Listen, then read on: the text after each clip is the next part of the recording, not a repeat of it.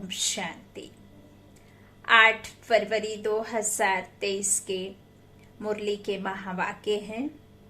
आज के महावाक्यों में मीठे बाबा ने कहा, मीठे बच्चे, तुम ब्राह्मण ही गॉडली स्टूडेंट हो। तुम्हें बाप ने रचता और रचना का ज्ञान देकर मास्टर जानी जाननहार बनाया है। अभी तुम सब कुछ जान जाते हो। आदि मध्य अंत का ड्रामा बच्चों की बुद्धि में है, क्योंकि ज्ञान सागर बाप ने रचना और रचता बाप का परिचय दिया है। प्रश्न है, दूसरों को समझाने की फलक किन बच्चों में रहेगी? उत्तर में बाबा ने कहा, जिनके पास ज्ञान की पूंजी है, जो स्वयं हर बात को समझकर धारण करते हैं, वही दूसरों को फलक से समझा सकते हैं। तुम्हें फलक से सबको बाप का परिचय दे, उनसे वर्षा लेने की विधि बतानी है। गीत है, तकदीर जगा कर आई हूँ। ओम शांति। वास्तव में यह गीत गाने की जरूरत नहीं है, परंतु बहलाने के लिए यह आवाज करना पड़ता है। वास्तव में आत्मा को आवाज करने की दरकार नहीं। आत्मा तो आवाज से परे निर्वाण धाम जाने चाहती है। आत्मा अब सिर्फ और सिर्फ शांति और सुख चाहती है। तो शांति चाहना है माना निर्वाण धाम ही घर है, शांति धाम, जहाँ की चाहत अब आत्मा रख रही है। क्योंकि आत्मा का जो ड्रामा में पार्ट है, वो सर्व आत्माओं का पार्ट खत्म हो गया है, हो चुका है, होने वाला है। अच्छा, इसलिए वह आवाज से परे निर्वाण धाम जाने चाहती है। बहुत बाजे गाजे तालियां आदि सुनकर आत्मा थकी हुई है। भक्ति मार्ग में हम क्या करते थे? मंदिरों में बैठकर तालियां बजाकर, घंटी बजाकर और मंजीरा और ढोलक मृदंग ना जाने क्या क्या बजा करके कन रस से ना कीर्तन आदि गाया करते थे ना। तो इसी तरह से बाबा कहते हैं कि अब वह सब तालियां और गाजे बाजे की आवाज सुनकर आत्मा क्या है, थकी हुई है। इसलिए अब बाप को याद करती है, हे भगवान मुझे ले जाओ। बच्चे जानते हैं यह बाप हमको समझा रहे हैं। जैसे घर में बाप और दादा दोनों बच्चे कहते हैं ना, दादा ऐसे नहीं कहेंगे कि पोतरे इधर आओ, है ना, दोनों ही कहेंगे बच्चे इधर आओ। यहाँ तो बाप और दादा साकार और निराकार दोनों इकट्ठे हैं। वास्तव में सभी मनुष्य मात्र का यह बाप और दादा है। तो जरूर परम पिता परमात्मा को सृष्टि रचने आना पड़े। तुम्हारा नाम बहुत अच्छा रखा हुआ है, ब्रह्मा कुमार कुमारियां। आबू में भी अधर देवी और कुमारी कन्या के मंदिर हैं। तो एक कन्या तो नहीं होती ना, जरूर बहुत होंगे। और अर्ध कुमारी बाबा ने किससे कहा है? जो ग्रस्त में रह करके परमात्मा के ज्ञान को समझ पाए हैं, जो बाबा के बच्चे गृहस्थी बनी है ना, तो उनके लिए अर्ध कुमारी कहा। अच्छा, बाबा कहते हैं एक मंदिर नहीं, बहुत होते हैं, दोनों का अलग अलग मंदिर है। अधर कुमारी किसको कहा जाता है? कुंवारी कन्या किसको कहा जाता है? यह तो तुम जानते ही हो। यह है शिव शक्तियां। अंदर बहुत बड़ा मंदिर बना हुआ है, बहुत कोठरियां हैं। तो मंदिर भी साक्षी देता है कि कुमारियां और अधर कुमारियां बहुत हैं। चित्र जो बनाते हैं वह भी यादगार हैं जो होकर गए हैं। जैसे देवी देवताओं के चित्र हैं, जरूर होकर गए हैं। वे विश्व के मालिक थे, अब नहीं है। विश्व के रचना ने ही भारत को विश्व का मालिक बनाया। कैसे? सो अब प्रैक्टिकल बन रहे हैं। अभी कलयुग है, सतयुग है, एक आदि सनातन देवी देवता धर्म। बाबा कहते हैं कलयुग में अनेक धर्म और अनेक प्रजा का राज्य है। तुम बच्चे जब सुनते हो तो समझते हो बाबा यथार्थ रीति ठीक समझाते हैं, परंतु कोई कारणवश हमको धारणा नहीं होती है, इसलिए औरों को भी धारणा नहीं करा सकते हैं। कोई ना कोई विघ्न है, हम डल स्टूडेंट हैं। बाकी बाप तो बहुत अच्छी रीति समझाते हैं। अनेक मनुष्य, अनेक धर्म हैं। 5000 वर्ष पहले भारत स्वर्ग था, बहुत थोड़े मनुष्य थे।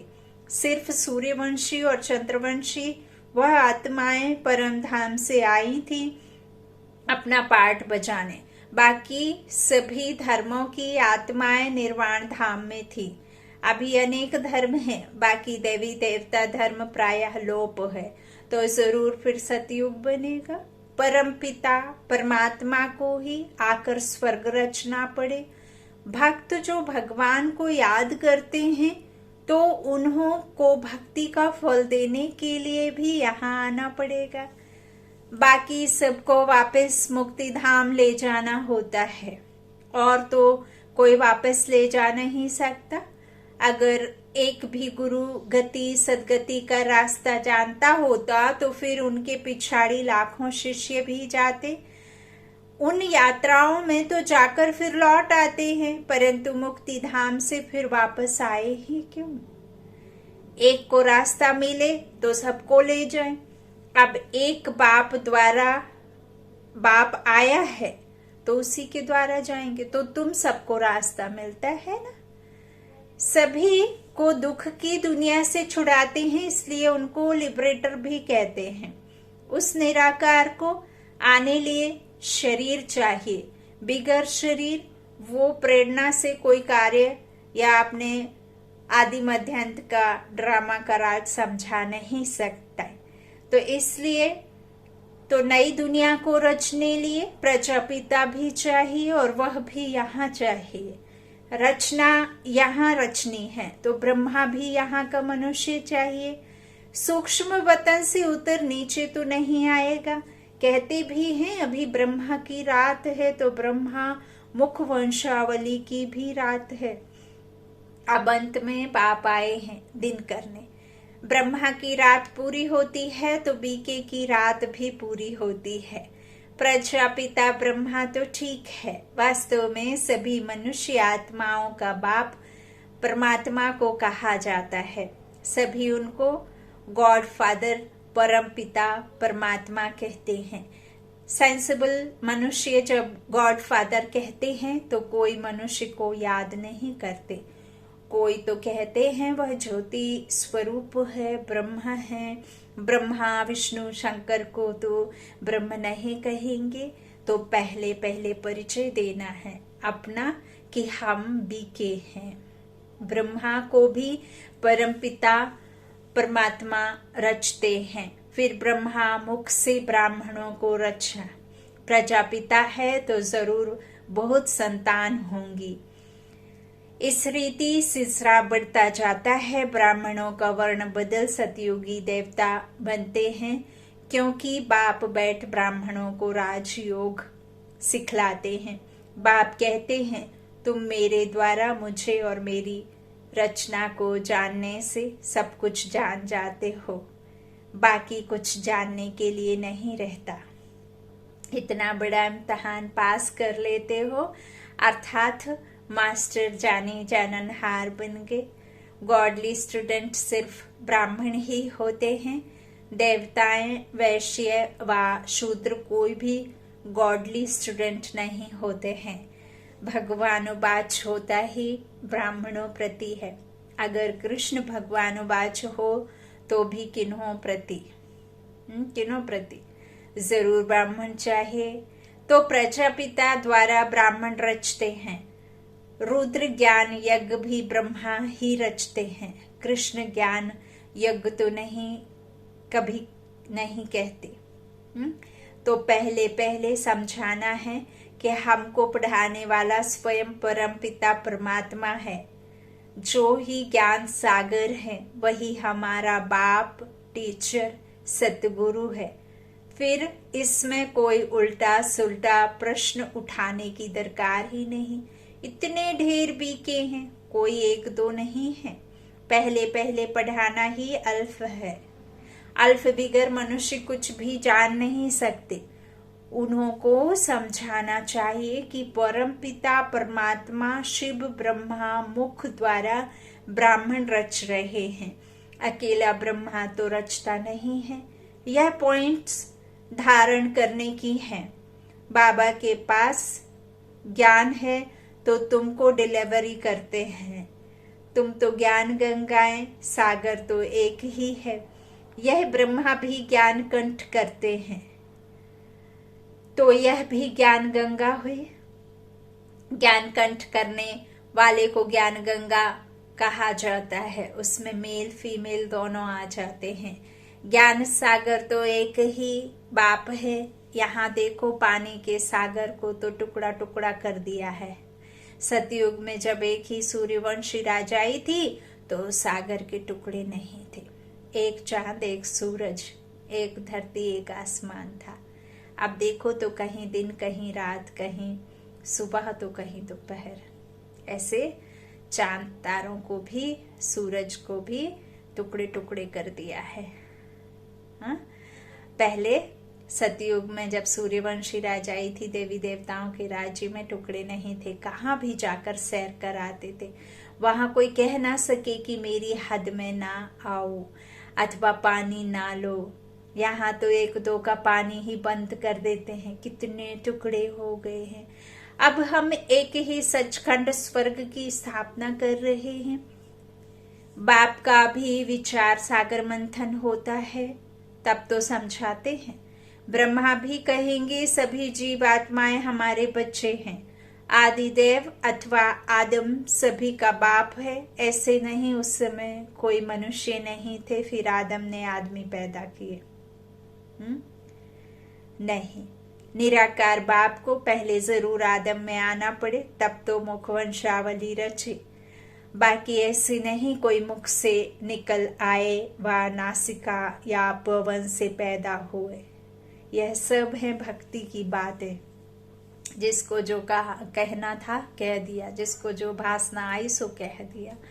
मनुष्य तो कच्छ मच्छ को भी पूछते रहते हैं। तो पहली पहली बात है कि आत्माओं का बाप कौन है।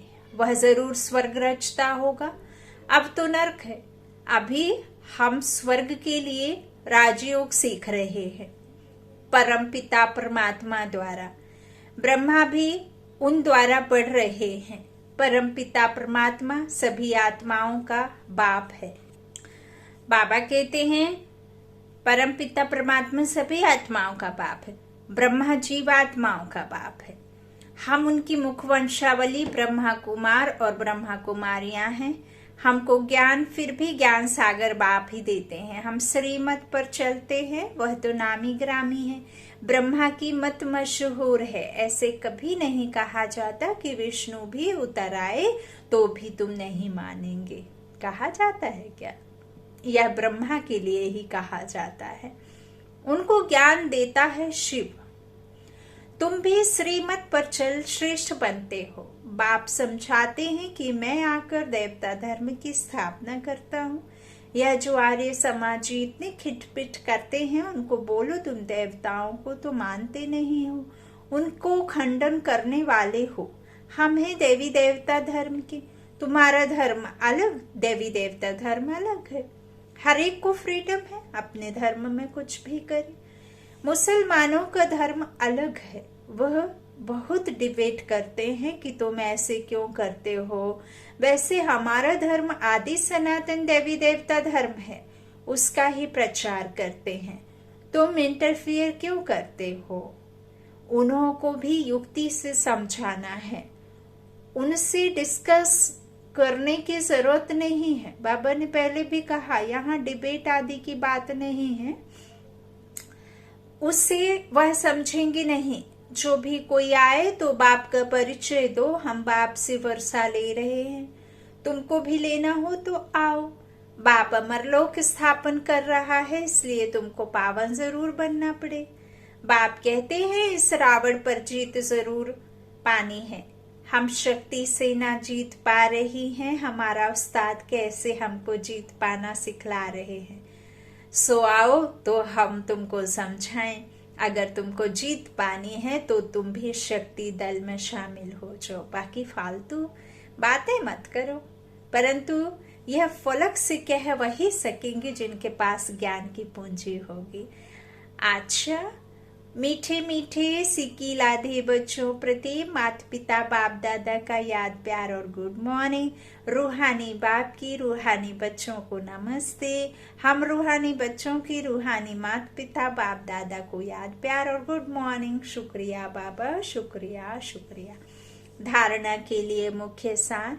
पहला, बाबा ने कहा ज्ञान को कंठ कर मास्टर ज्ञान सागर अथवा ज्ञान गंगा बन पतितों को पावन बनाने की सेवा करनी है। दूसरा, हर एक को बहुत युक्ति से समझाना है, किसी से भी डिस्कस नहीं करनी है, सबको बाप का परिचय देना है। वरदान है बाबा का, प्योरिटी की पर्सनालिटी और रॉयल्टी द्वारा बाप के समीप आने वाले देही अभिमानी भव। जैसे शरीर की पर्सनालिटी आत्माओं को देह भान में लाती है। जब हम शरीर को याद करते हैं तो शरीर के संबंध ही याद आते हैं, और जब हम खुद को अशरीरी समझेंगे तब हमें अशरीरी परमात्मा याद आएगा। और परमात्मा के पास जाने के लिए आपको आपके अनादि स्वरूप में आना पड़ेगा।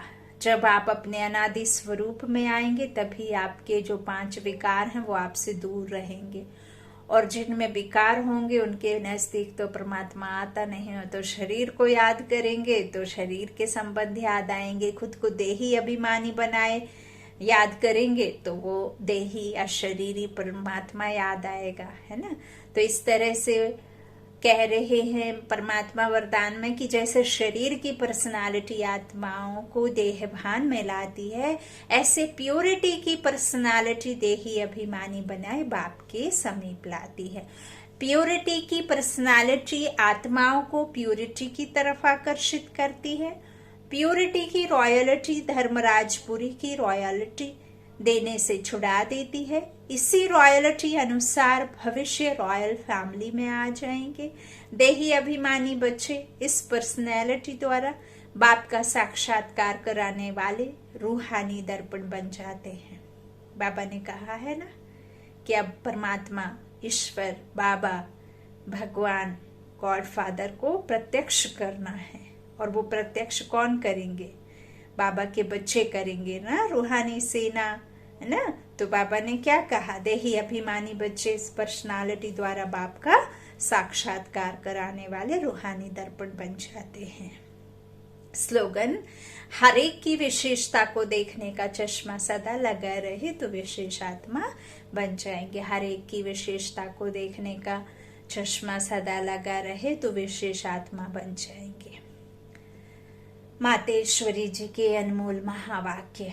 पहला, अपना यह जो ईश्वरीय सत्संग है कॉमन सत्संग नहीं है, यह है ईश्वरीय कॉलेज, स्कूल, जिस कॉलेज में अपने को रेगुलर स्टडी करनी है। बाकी तो सिर्फ सत्संग करना, थोड़ा समय वहां सुना, फिर तो जैसा है वैसा ही बन जाता है, घर आए और सब सपाट हो जाता है, क्योंकि वहां कोई रेगुलर पढ़ाई नहीं मिलती है जहां से कोई प्रारब्ध बने। इसलिए अपना सत्संग कोई कॉमन सत्संग नहीं है, अपना तो ईश्वरीय कॉलेज है जहाँ परमात्मा बैठ हमें पढ़ाता है और हम उस पढ़ाई को पूरी धारण कर उच्च पद को प्राप्त करते हैं। जैसे रोजाना स्कूल में मास्टर पढ़ाई डिग्री देता है, वैसे यहाँ भी स्वयं परमात्मा गुरु पिता टीचर के रूप में हमको पढ़ाए सर्वोत्तम देवी देवता पद प्राप्त कराते हैं। इसलिए इस स्कूल में ज्वाइंट होना जरूरी है। यहाँ आने वाले को यह कॉलेज नॉलेज समझना जरूर है। यहाँ कौन सी शिक्षा मिलती है, इस शिक्षा को लेने से हमको क्या प्राप्ति होगी। हम तो जान चुके हैं कि हमको खुद परमात्मा आकर डिग्री पास कराते हैं और फिर एक ही जन्म में सारा कोर्स पूरा करना है। तो जो शुरू से लेकर अंत तक इस ज्ञान के कोर्स को पूरी रीति उठाते हैं वो फुल पास होंगे। बाकी जो कोर्स के बीच में आएंगे वो तो इतनी नॉलेज को उठाएंगे नहीं, उन्हों को क्या पता आगे का कोर्स क्या चला, इसलिए यहाँ रेगुलर पढ़ना है। इस नॉलेज को जानने से ही आगे बढ़ेंगे, इसलिए रेगुलर स्टडी करनी है। दूसरा, भगवानुवाच बच्चों के प्रति, बच्चे जब परमात्मा खुद इस सृष्टि पर उतरा है तो उस परमात्मा को हमें पक्का हाथ देना है, लेकिन पक्का सच्चा बच्चा ही बाबा को हाथ दे सकता है। इस बाप का हाथ कभी नहीं छोड़ना, अगर छोड़ेंगे तो फिर निधन का बन कहाँ जाएंगे। जब परमात्मा का हाथ पकड़ लिया है तो फिर सूक्ष्म में यह संकल्प नहीं चाहिए कि मैं छोड़ दूं, वह संशय नहीं होना चाहिए। पता नहीं हम पार करेंगे व नहीं। कोई ऐसे भी बच्चे होते हैं जो पिता को ना पहचानने के कारण पिता के भी सामने पढ़ते हैं और ऐसे भी कह देते हैं हमको कोई की भी परवाह नहीं है। अगर ऐसा ख्याल आया तो ऐसे नालायक बच्चे की संभाल पिता कैसे करेगा? फिर तो मानो कि गिरा, क्योंकि माया तो गिराने की बहुत कोशिश करती है, क्योंकि परीक्षा तो अवश्य लेगी कि कितने तक योद्धा रुस्तम पहलवान है। अब यह भी जरूरी है, जितना जितना हम प्रभु के साथ रुस्तम बनते जाएंगे उतना माया भी रुस्तम बन हमको गिराने की कोशिश करेगी। जोड़ी पूरी बनेगी, जितना प्रभु बलवान है तो माया भी उतनी बलवानी दिखलाएगी। परंतु अपने को तो पक्का निश्चय है, आखरीन भी परमात्मा महान बलवान है, आखरीन उनकी जीत है। श्वासों श्वास इस विश्वास में स्थित होना है। माया को अपनी बलवानी दिखलानी है, वह प्रभु के आगे अपनी कमजोरी नहीं दिखाएगी। बस एक बारी भी कमजोर बना तो खलास हुआ, इसलिए भल माया अपना फोर्स दिखलाए, परंतु अपने को मायापति का हाथ नहीं छोड़ना है। वो हाथ पूरा पकड़ा तो मानो उनकी विजय है। जब परमात्मा हमारा मालिक है तो हाथ छोड़ने का संकल्प नहीं आना चाहिए। कई गुस्से में आ जाते हैं क्योंकि बाबा का बच्चा बन करके माया और अधिक आती है ना, तो वो समझते हैं हमने तो भगवान समझकर हाथ पकड़ा और दुख तो हमारा साथ ही नहीं छोड़ रहे हैं, तो ये इस करके भी ईश्वर का हाथ छोड़ देते हैं। तो मायापति का हाथ नहीं छोड़ना है, वो हाथ पूरा पकड़ा तो मानो उनकी विजय है। जब परमात्मा हमारा मालिक है तो हाथ छोड़ने का संकल्प नहीं आना चाहिए।